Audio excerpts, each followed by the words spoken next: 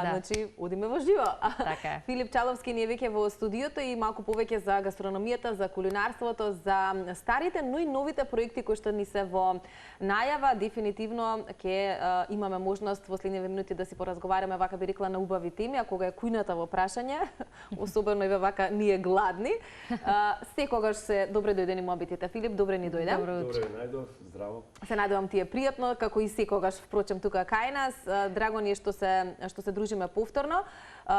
Претходното наше гледање, односно последното впрочем беше на ваш терен, но на предходното беше нели поврзано со проектот 180 степени, едно кулинарско шоу кое што можеби ги размрда малку работите тука кај нас во Македонија, бидејќи беше домашна продукција и надпреварувачи кои што нели покажаа што знаат и како знаат, па сега кога веќе ја заокруживме првата сезона, само еден осврт да дадеме, бидејќи си нели главен готвач, главен судија, чисто да прокоментираме колку си задоволен од тој проект. Задоволен сум и ние како тим сме задоволни, искрено, вака Цеце да ви кажам, кога се анализираме, си наоѓаме некои грешки, нормално, како и сите ние. Како за прв проект мора да сме знаеме каде може да се унапредиме. Тоа беше за мене прв, да кажам, проект како водител кај што настапувам, што исто е голема одговорност и сега комплетно сум и во ваши кондори, ве разбирам како се чувствувате.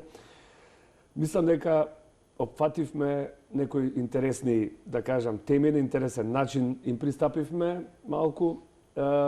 Вторава сезона ќе биде уште поинтересно, уште подетално, да кажеме, уште поедукативно и така натаму да не откривам се. Значи да бидеме во неизвестност, но и да очекуваме уште подобра сезона. Ние мора да кажеме дека навистина ние како екипа одлично се чувствувавме на ваш терен. Бевте одлични домаќини, а истовремено и ако можеме вака не сме имале прилика толку да го споделиме нашето искуство, особено што имавме можност како видео да го представиме тоа на гледачите, но за мене барем, а верувам и за колегите бидејќи дискутиравме по тоа, навистина беше интересно што не само се забавуваш додека готвиш, туку едноставно добиваш, за разлика од дома, некакво друго чувство кога си во присуство на храна или состојки со кои што се прави рецептот, некоја поинаква поврзаност заради тоа што имаме луѓе до нас кои меѓу другото едукативно ни влијаат, каде што сваќаш дека кога дома правиш нешто, си правел многу грешки. Но не можеме да бидеме толку конкретни или да речеме перфектни во тоа како што сте вие. Се зависи од времето кое што ни е дадено на располагање. Нормално и ние и покрај некои, да кажам, ајде, познавања, знаење што го имаме, нели, теоретско за храната, кога е некогаш времето кратко, знаеме да најдеме и некој шорткат, нормално. Тоа е нормално. И тоа гледаме секогаш да искуството кај нас во школа, што го добиваат учесниците на тие наши часови, на тие наши тимбилдинг настани биде нешто навистина што не би можеле да го искусат никаде на друго место. Тоа секако го имаме тој ефект сега за сега и сме многу задоволни. Сите ни го кажуваат истото, така да ете, пак и ќе кажам, уживавме кога ни бевте наши гости со вас секогаш и мислам дека многу научивте, видовте како изгледа готвење професионално и тој нели пристап. И уживавме во вкусот подоцна. А и вкусот, Ти кажам, сите се согласивме дека посочно пилешко месо не сме јаделе. Супер. Баш тоа ми го. Но има и зошто е тоа така. Како и да е, навистина се интересни тие дружења кои што ги организирате во FJ Кулинари, во консултантското училиште, ако можам нели така да го наречам, бидејќи спомена дека се поголем број на луѓе доаѓаат да ги искусат тие работи и повторно се сложуваме, верувам се согласуваш, дека кулинарството и генерално гастрономијата навистина спојува и обединува. И мислам дека низ годиниве генерално како луѓе заборавивме да се собираме, иако ние важиме за една нација која што нели сака да ужива во добро друштво, со добро гезме, со добро пиење, јадење и така натака и знаеме да се покажеме нели во кујната, но никако низ годиниве како да се подзаборавија тие дружби. И сега кога имате можност да ги гледате луѓето кај вас, баш да се обединат на еден начин и да седнат потоа на маси да го конзумираат тоа што си го зготвиле, претпоставувам дека е посебно доживување. Како реагираат најчесто луѓето со кои што секојдневно можеби сте во комуникација, дружење, кои што доаѓаат на вашите часови, зашто се најчесто заинтересирани да поднаучат? Дали се свесни како Ивана што вели дека понекогаш во кујната и може да се греши па да се нели надградат во кулинарските вештини? Токму така.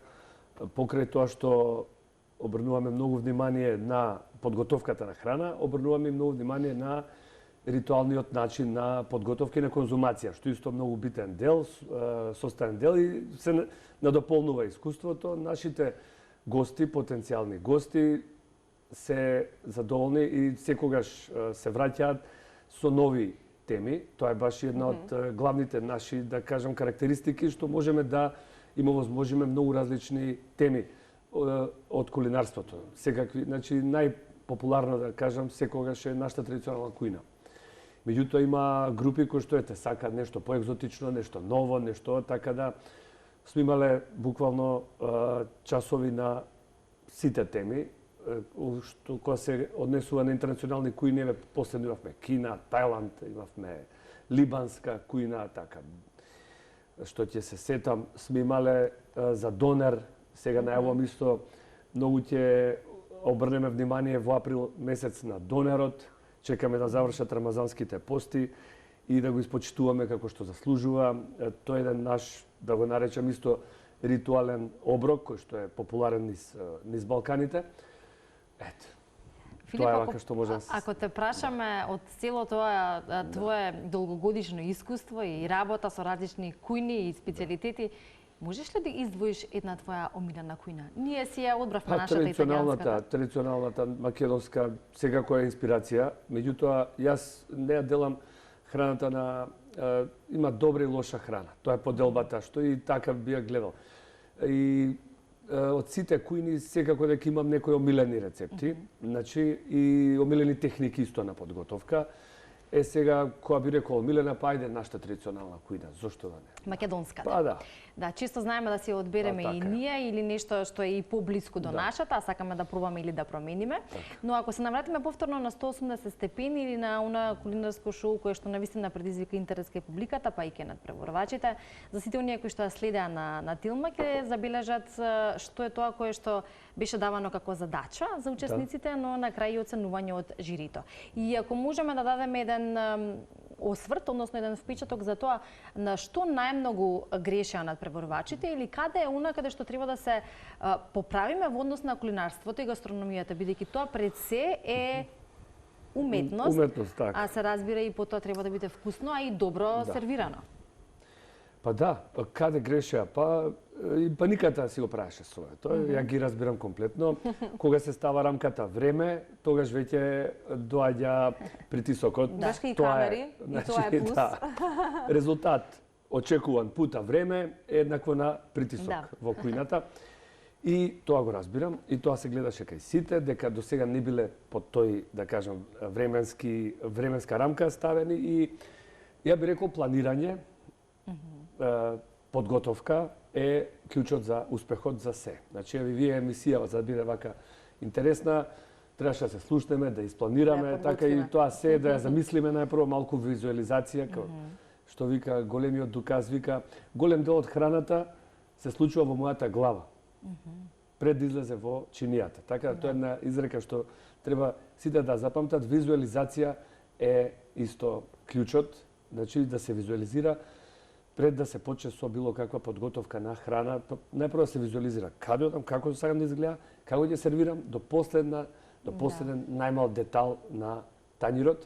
И тоа мислам дека низ емисијата им го кажав, меѓутоа како што почнуваше емисијата, има неочекувани работи. Како вика Тајсон, вика сите имаат план додека не добијат бокс у лице, знаеш. Така да тоа исто нова кујна, па имаш нова печка, па имаш нова индукција, па јака била индукцијата, па не знам, паднала склопка и тоа ние како професионалци сме во Македонија мајстори на импровизацијата. Како да ви кажам, значи ние сме кралеви на импровизацијата, бидејќи сме работеле во повеќе од 50 кујни низ Македонија, што како консултанти, што како сме подготвувале некои вечери тематски и така, и ние не изненадува ништо, едноставно очекуваме се да се случи, од паѓање на струја до некоја машина да откаже, до тоа да работиме со некои садови што не ни се до тогаш познати, па исто не Тоа знаат. прави разликата помеѓу професионалец и аматер. Тоа е малку сега тука веќе разлика во минат труд, што би се рекло. Ете. Да, искуството си го се прави. надевам дека вторава епизода ќе имаме учесници кои што малку повеќе ќе вежбаат дома. Секако домашната кујна ни е најдобрата кујна да се вежба нашиот занат. Така е. И кога веќе зборуваме за еден проект кој што е завршен, иако се вели во најава нова сезона, можеме да откриеме и дека се размислува и подготвува и нешто друго. Балкан Бурек Мастерс. Многу интересно звучи самиот слоган или насловот на едно ново шоу за кое што веќе се размислува, плановите, идеите ги имате, подготовката наскоро треба и да започне. Зашто станува збор, Филип? Дали целата иницијатива е повторно твоја или на тимот од FJ Кулинари и зошто Бурекот? Тимот од FJ, моја, на Мики и на Злате, така да Давор и Марко, тоа е тој тим што стои позади таа идеја и таа идеја е нешто што дое спонтано. Бурекот секогаш добива голем, да речем, простор во нашето училиште. Дали ти добро знаеш да правиш бурек? Па знам, би рекол од 1 до 5, 2+. Бидејќи интензивно учев и бевме храбри со Злате. Поздрав до Ѓорѓи, голема благодарност до нашиот ментор Ѓорѓи што одвои 2 недели да не учи да правиме бурек, бидејќи сакавме да настапиме на Kitchen TV серијалот. Добра. Со бурек. И за 2 недели ние го научивме фрлањето, значи техниката на фрлање на кора, не има и уште една техника што се вика влечење, значи и таа истиот резултат се добива 99, меѓутоа атрактивноста на бурек занаетот е баш тоа, нели, фрлање на кора, кој што исто има неколку стилови, значи не мора да се фрла така во кружна, да кажеме, со тоа кружно движење, има еден турски стил што е буквално вака како подавање. Како подавање, баш така. Добро. И ние го научиме тоа кроз 2 недели, да речеме, со многу вежбање дома, исто има една техника исто со. И мислам дека на Kitchen TV го принесовме бурекот како што заслужува, со фрлање на кора, со се. Така да од 1 до 5 ја би рекол дека сум 2,5. Добро, со простор за напредок. Па двојка, ма двојка, чиста двојка. Добро, еве бурекот е нешто што го обединува Балканот, заради тоа претпоставуваме можеби и самиот наслов. Ти пред малку зад камера ни откри дека Скопје е еден од градовите кој што се поврзува со почетоците можеби на бурекот во минатиот век. Треба да сме горди на тоа. Скопје е наистина прв споменат град на Балканите каде што се спомнува бурек како рецепт. На Балканите. Инаку бурекот датира. Има и во Кина дури записи, во еден прирачник кинески, каде што прирачникот користел како еден готвач за еден монголски кан, кој што бил последен од една династија, се не знам како се викаше, и се спомнува тип на јадење многу слично како бурек. Тоа е некаде 13 век, почеток на 14. Па после тоа е, нели, Турција, колевката на бурекот, во бурек еснафот, тоа време има преку 4000 бурекџи. Збориме за 14 век, 13-14. После тоа доаѓа на Балканите, како што доаѓа Отоманското царство тука.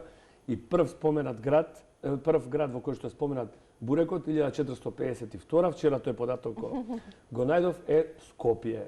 Значи, бурекот ќе си дојде у Скопје. Добро спомена, треба да бидеме. У мај планираме тој шампионат да се реализира. Но ова е поголем замав заради тоа што се балканските земји во прашање или сите оние кои што многу добро знаат да го подготват бурекот. Какви сте вака? Ниш, тоа би биле, да кажам, ако би ги издвоил, да кажам, главните 3 града на Балканот, Скопје, Ниш, Сараево. Добро. Сега за сега, да.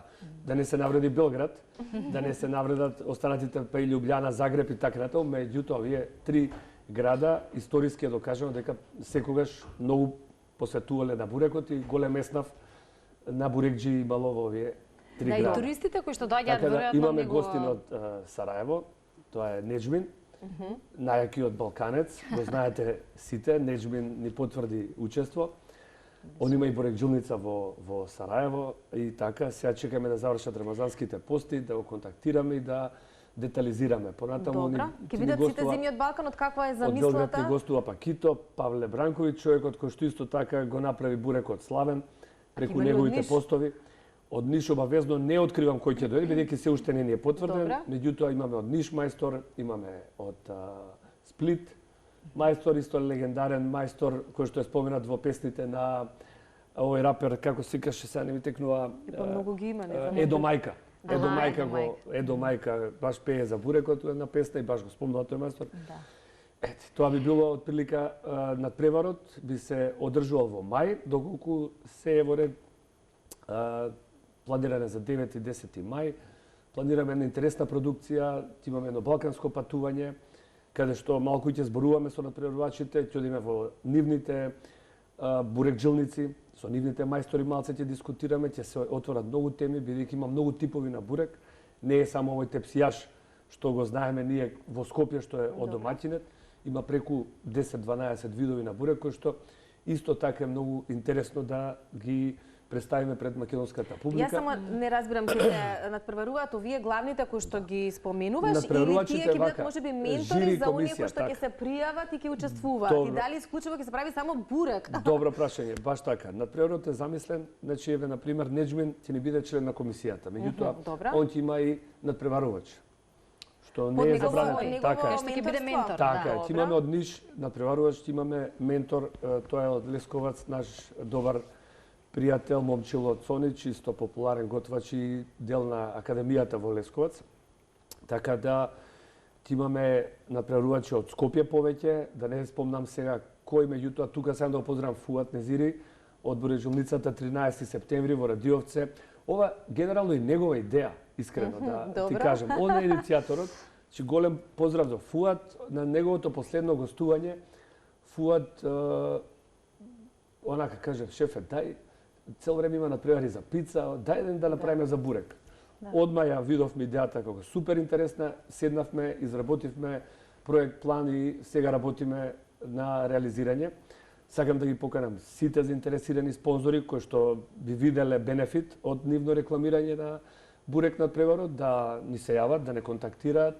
Добре дојдени се, нормално, секој што е поврзан со таја, да кажеме, со тој занает, со таа фела, бил добре дојден како спонзор, да направиме нешто навистина што ќе се гордееме во иднина како проект и ќе стане традиционален, па ќе патува, значи една година ќе биде у Скопје, следната зошто да не го преселиме во Ниш, исто така град домаќин на бурекот, каде што имаат и голем спектакл, исто бурек фестивал има во Ниш, така да како надпреварите ќе биде многу интересен не само кој прави најдобар бурек, што исто е многу битно нели во чашиските колари, меѓутоа да се покажат и новите, заборавените типови, не се тие нови, да не ги спомнувам, има нов нели пица, бурек, па бурек со кари и така натаму. Сакам да те прашам, многу промени има, да ги вратиме и старите концепти, како цигар бурек, како лас бурек, како ѓул бурек, како варен бурек, кој што исто така е многу популарен во Турција. И некои што веројатно новите генерации не ги Па и оно некој ѓуверлак бурек, нели како еден триаголник во Битола се вика ѓуверлак тоа и така натаму. Тие буреци исто. Цигар бурек со што е? Цигар бурек е истата, значи истиот концепт е формата и тие генерално се како цигари. Или се печат или се пржат. Има и таква варијанта. Така да, сега да кажам, да ги малце, да го славиме бурекот како еден концепт и преку него да обединиме Балканот. Тоа е секако еден производ што не обединува како Балкан и од секојаш бил тука присутен и да му дадеме малце светлина, како што служува. Филип, да се прави бурек, веројатно во комуникација со тие мајстори на бурекот, е вистинска мајсторија. И впрочем, кога мисля че дека не постои човек генерално, особено на Балканот кој што не сака бурек, дури и кога зборуваме веќе ни се зголемува апетитот за бурек, како и да е, колку и да не сме вешти во правењето, сигурно сме вешти во вкусувањето. Па така што од бурек до бурек има голема разлика, односно од мајстор до мајстор исто така има голема разлика. Што значи да се биде голем мајстор, можеш да ни посведочиш заради тоа што и си пробал да бидеш во улога на мајстор, потоа некој што прави бурек? Јас сум далеку сум од бурек мајстор, нема да си дозволам. Али сум пробал да подготвиш, што значи тоа кој што го може да мислиш дека е тешко. Во училиштето сме му дале голем простор како што заслужува.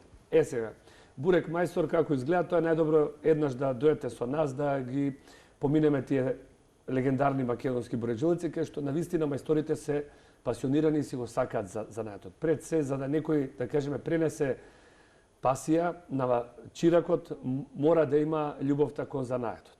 Иначе нема тука нити квалитет, нити наследување на тој занет, нити продолжување на тој занет. Да, за да така да продолжи вистински треба... мајстори си го сакаат занаетот и ден денеска, не размислуваат за машини, иако машините секогаш ни дишат во врат, ни викаат профит, профит, профит, а мајсторот мора да вика љубов, љубов, љубов, рачна изработка, што е незаменлива. Има разлика, да. Незаменлива, се уште, мислам, супер се машините и сето тоа за еден друг стил, каде што сакаме да имаме индустријски замрзнат бурек, па да ни стигне и до Австралија, во тој случај оправдано. Меѓутоа, се уште занаетот на рачна изработка на бурек не смееме да го ставиме во никаква дилема, дека би требало да се замени. Тоа е многу битно и многу битно е чираците да им се пренесе занаетот со љубов, со една пасија, да им се огради нив. Ете една од такви бурекжилници е секако 13 септември, каде што фуат. Каде спомена дека се наоѓа? Тоа е во село Радиовце. Да, еве кога веќе споминуваш село Радиовце, кои се останатите локации низ Македонија каде што може да се најде добар бурек за Скопје? Имаме нели неколку, да не правиме реклами, но Не сакам никого да набредам. Ја би рекол дека во Македонија се прави секаде добар бурек. Тоа е факт. Значи Македонија е бурекот е во ДНК-то на македонецот, тоа е факт. Во секој град може да се најде едно место со добар бурек. Тоа ќе го потврди и Павле од Белград. Ќе го поздравам Пакито. Пакито исто така, ако го следите, он е нели инфлуенсер и собственик на Пица Грам во Белград. Он баш кога оди во бурекжилница вика, ова е вика македонец тој позади оваа бурекжилница и тука нема да има грешка. Така да Љупче во Белград има оставено голем печат на ете македонскиот стил на бурек.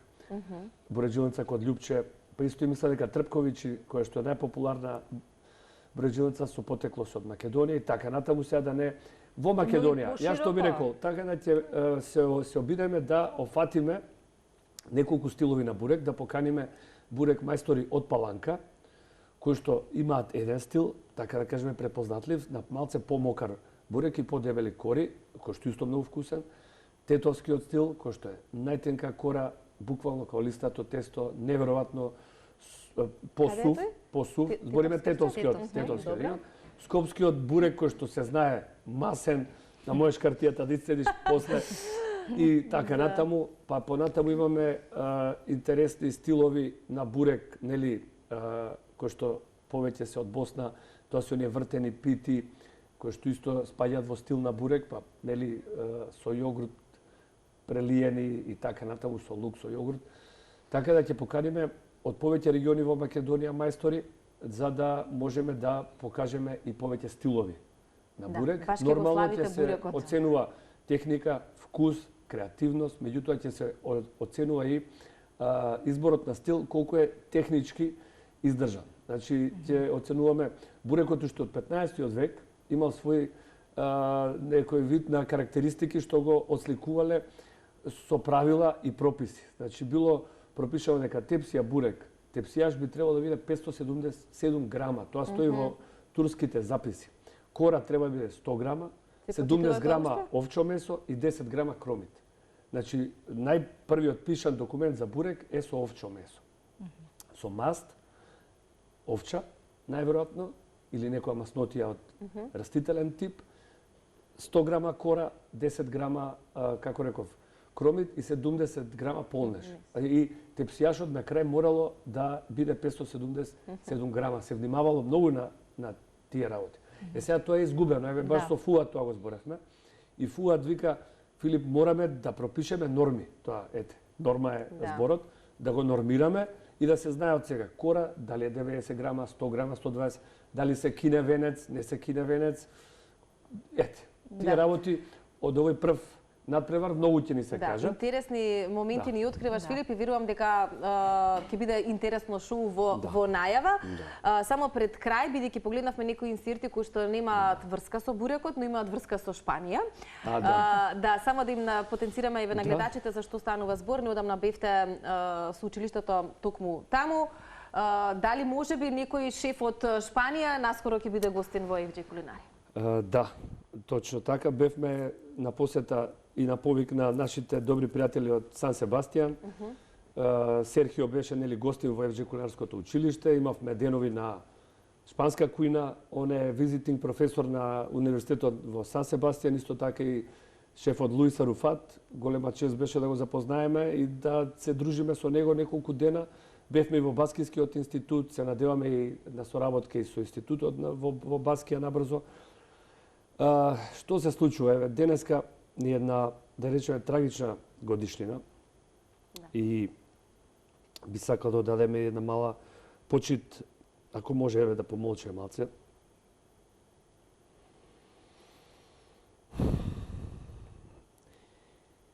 И таја почит сакаме малку баш да збориме за кочани. Значи, планот за кочани е малце од овие црнила, да го извадиме со некои лесни настани, баш ете така гастрономијата да помогне да излезе од тие црнила кочани. Имаме еден план на кочанчани да им донесеме еден голем шеф од Сан Себастијан, кој што е кралот на оризот, тоа е Луис Аруфат.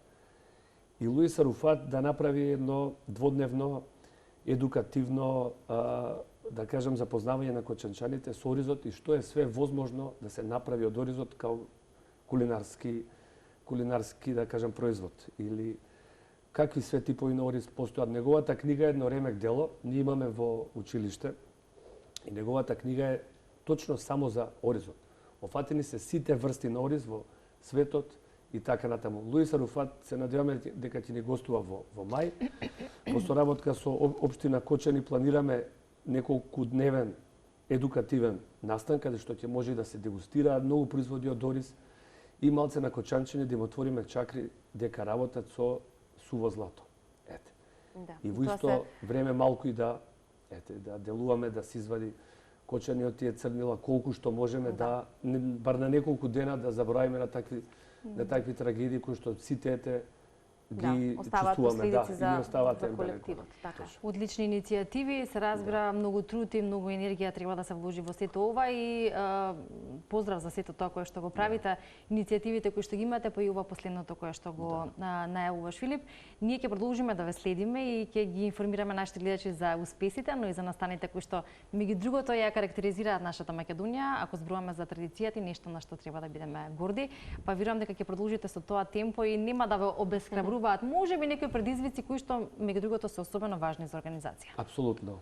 И јас исто така не се обесхрабрувам, апсолутно наоѓаме секогаш начин. Ете, ви благодарам уште еднаш на времето што го одвојувате за нас и за сите наши идни проекти. И се надевам следната дружба ќе ни биде, ако не биде во Скопје, може ни во Сараево на добар бурек. Па може и секогаш сте поканети на бурек. На бурек, да кажеме, турнеја низ Македонија. Ете, тоа е. Фала ти, Филип, фала за овие споделени работи или податоци кои што не очекуваат во новото шоу наскоро.